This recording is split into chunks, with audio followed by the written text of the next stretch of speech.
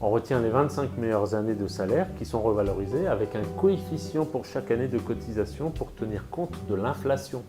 Aussi, pour calculer une pension de retraite en 2025, on tient compte des salaires touchés par exemple en 2005, multiplié par un nombre supérieur à 1, car 1 euro en 2025 vaut moins qu'en 2005.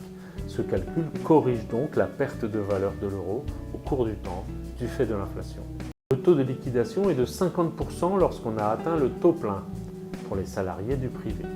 Pour l'obtenir, il faut avoir atteint l'âge légal de départ, qui est de 64 ans en 2025 pour les générations nées après 1968, suite à la réforme de 2023, et avoir validé le nombre de trimestres requis, entre 166 et 172 trimestres selon l'année de naissance.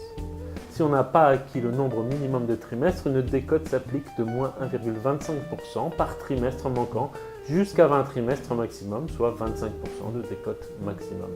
Cette décote ne s'applique pas si on travaille jusqu'à 67 ans, âge du taux plein automatique. La durée d'assurance, ce sont les trimestres cotisés ou assimilés, comme du chômage indemnisé par exemple, de l'arrêt maladie, la maternité, le service militaire, etc.